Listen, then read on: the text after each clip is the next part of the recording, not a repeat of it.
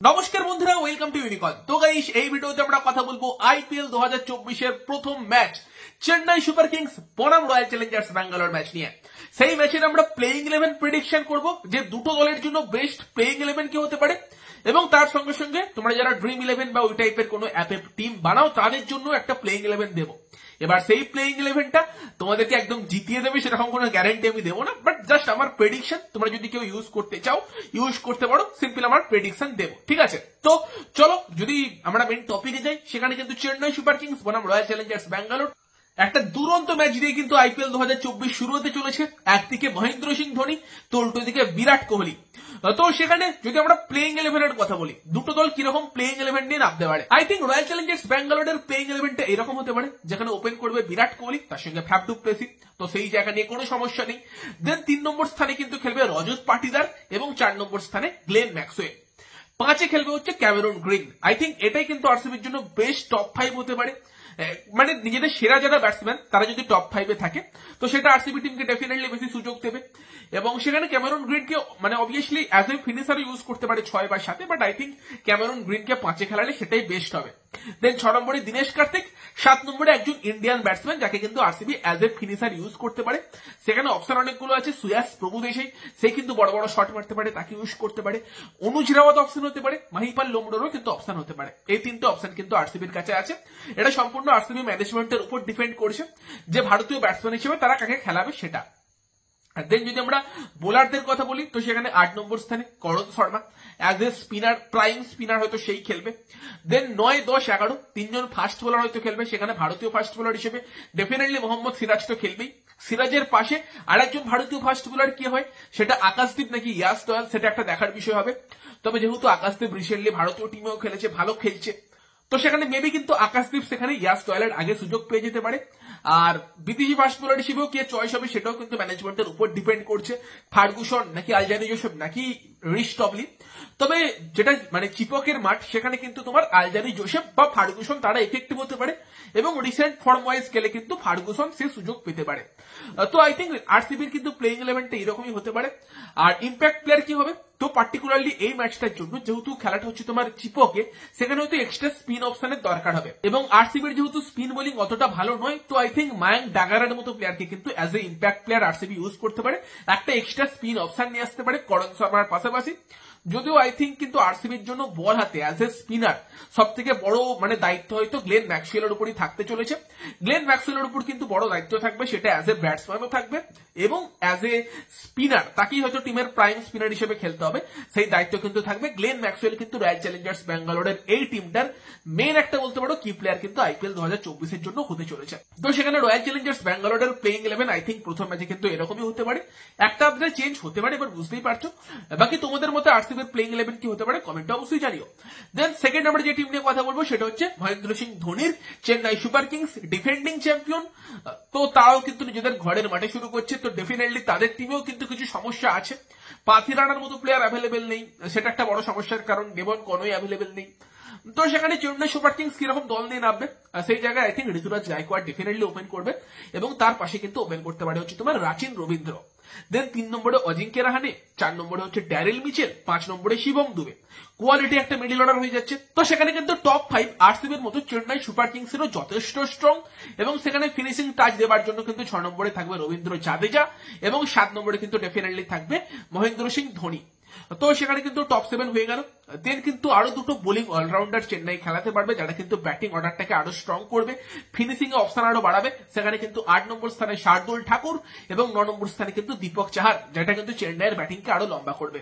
তো সেখানে চেন্নাইয়ের কাছে ডেফিনেটলি অনেকগুলো অপশন আছে, এবং দেন তারা মাহিশ তিক্সানাকে অবশ্যই খেলাবে, কারণ মাহিশ তিক্সানা মানে মহেন্দ্র সিং ধোনির খুবই একজন পছন্দের বোলার, তো অ্যাজ এ স্পিনার তিক্সানা চলে আসবে।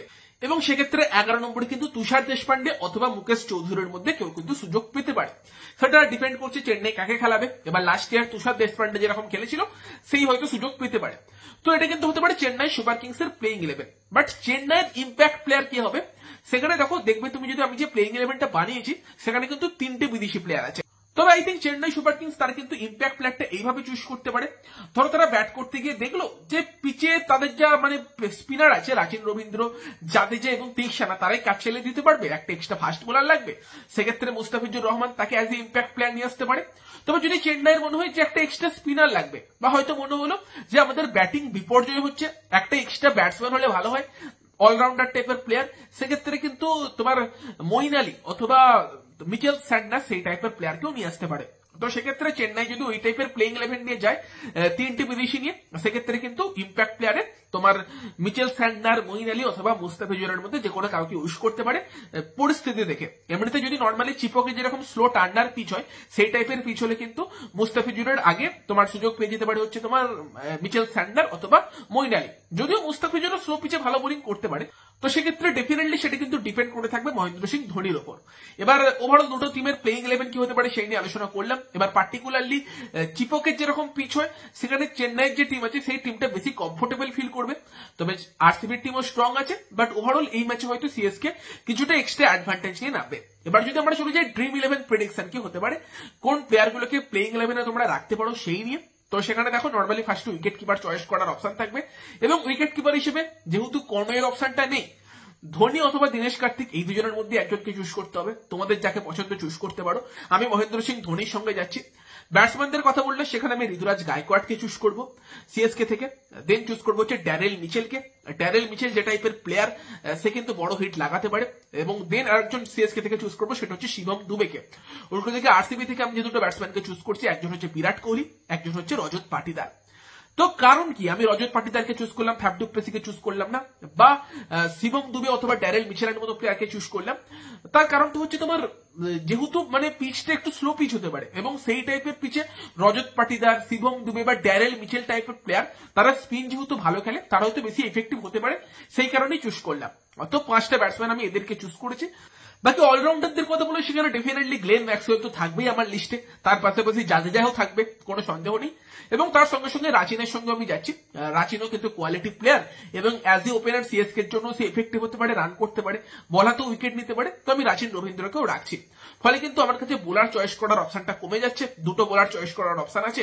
সেখানে আমি মাহিস তিকসানাকে চুজ করছি সিএসকে থেকে, আরসিবি থেকে চুজ করছি হচ্ছে তোমার মোহাম্মদ সিরাজকে, কারণ আমি শিওর না যে কোন বোলার ভালো করতে পারে সেই নিয়ে। তোমাদের যদি মনে হয় তোমরা একটা এক্সট্রা কিন্তু ফাস্ট বোলার খেলাতে পারো, যাকে মানে দীপক চাহার বা শার্দুল ঠাকুরের মতো প্লেয়ারকে ইউজ করতে পারো একটা এক্সট্রা ব্যাটসম্যান বা অলরাউন্ডার কমিয়ে। বাট আমি দুটো বোলারের সঙ্গেই যাচ্ছি, কারণ আই থিঙ্ক ব্যাটসম্যানদের জন্য একটা ভালো গেম এটা হতে পারে।